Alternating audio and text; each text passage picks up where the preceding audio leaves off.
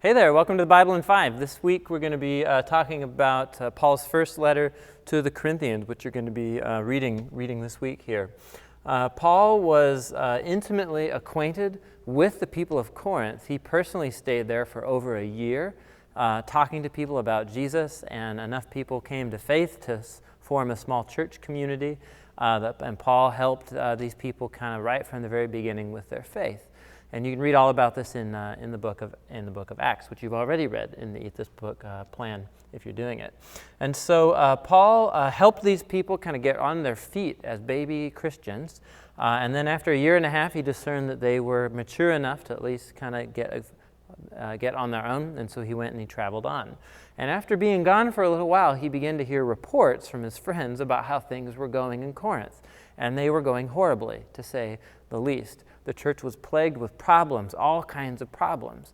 And so what Paul's first letter to the Corinthians is essentially, it's him addressing one by one all of the problems and issues that are going on in the Corinthian church. And it's broken up into 5 main parts because there are 5 main problems he's trying to address. And it reads like a topical treatment of all of these issues. And what he does in every single one is he names the problem, and then he tries to apply the gospel to the problem and help them learn how to think about life through the lens of the gospel.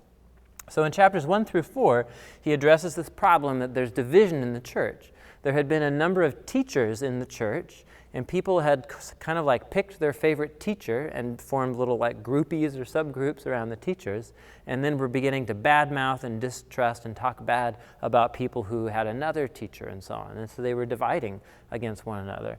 And so Paul's basic point in this is like, are you kidding me? Like this is not a popularity contest. This is about the gospel, and it's about Jesus. Jesus is the one who should be the center of unity in our community.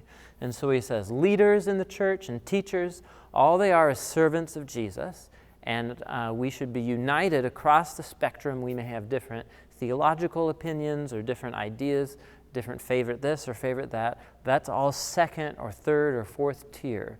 That should not divide us as a people of the gospel. That's his very powerful chapters on church unity.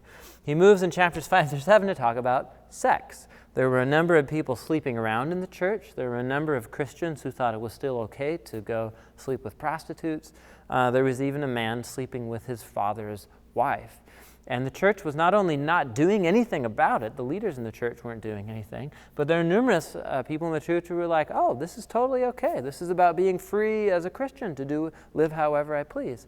And so Paul, he just attacks this, right, with the gospel. And he says, if God has saved you out of selfishness and sin and just human brokenness, then purity, sexual purity, is a core part of living as a new human being who's been saved by Jesus. And so he just makes it very clear that this is an issue where we are to strive for no compromise in following Christ, in total sexual purity. He moves on to talk about the next issue. And the issue is the issue of food. And actually, it's not just food like, do you like beans or do you like pork chops or something like that. The issue is food that has been sacrificed to other gods. And actually what's going on here is the split between the Jewish Christians and the non-Jewish Christians about how to live in a culture of religious pluralism and so on. And so Paul helps them navigate through this set of very complex issues here. And again, he does it with the gospel. He says our allegiance is to Jesus alone, not to other gods. And so if you're in a situation where people might think that you're compromising on your allegiance to Jesus, or if another new Christian sees you and says, hey, I can worship Jesus and worship a whole bunch of other gods too, then he says, no, you should totally take a conservative approach and not do things that will lead others on. But he quickly qualifies that to say, however, you are free in Christ to under the guidance of the Spirit, follow your conscience on these debatable matters. But your primary concern should not be for your own freedom, but for the well-being of others.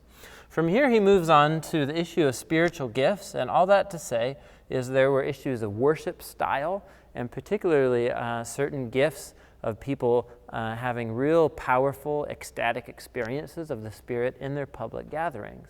And it was distracting or scaring people. It was making visitors not want to come and so on. And so in these chapters, Paul talks about what it means to be gathered together as a community of Jesus, what happens in the Sunday gathering, what the Sunday gathering's for, and what kind of spiritual gifts are appropriate to build up each other in our faith. And he says the primary watchword when you gather is love for one another, and that's 1 Corinthians 13, which is usually read at weddings, but actually it's not about marriage at all. It's about how a community of Jesus should be not about pursuing like what I want to get out of the worship experience, but doing whatever I can to make sure others benefit. So the Sunday gathering is not like a consumer experience for me and what I want to get out of church. It's actually a place where I come to serve and make sure others grow in Christ.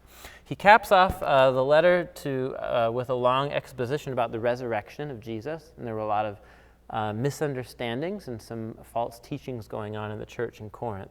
And so he essentially says the resurrection is a core part of the gospel that should bring unity, that should move us towards holiness, that should cause us to have allegiance to Jesus alone and love other people.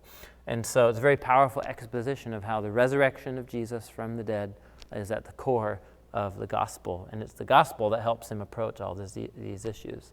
So it kind of reads like a laundry list of issues, but what unites the whole letter is that Paul looks at every aspect of life, and he says, how can I look at this part of life through the lens of the gospel, and how can the gospel help me think consistently about what it means to follow Jesus in all of these different areas of life.